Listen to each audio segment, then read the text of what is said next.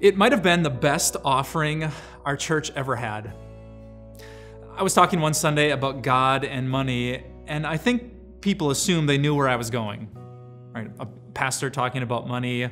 Yeah, God, grace, whatever. How much do you want, preacher? And so no one was surprised when I called the ushers forward with the offering baskets in their hand. And no one was surprised when the baskets started moving down the rows. But everyone was surprised with what I told them next.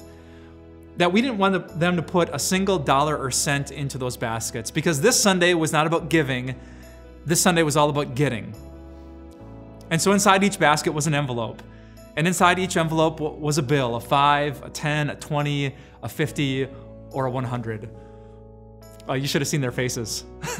But I told them there was one string attached, that they couldn't keep it, they had to give it. They had to experience what it's like to be God and just to give things away and see the expressions on people's faces. I wanted people to know what it's like to be God when they think about a passage like this. James chapter 1, every good and perfect gift is from above. Everything that we get comes from God.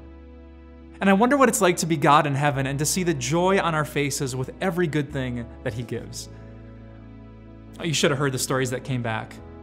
Families who were stunned, single mothers who broke down into tears, people whose days were transformed by a 5, a 10, a 20, a 50, at max $100.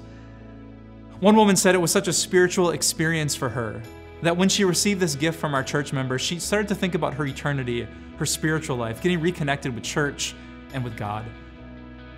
It must be incredible to be God, huh?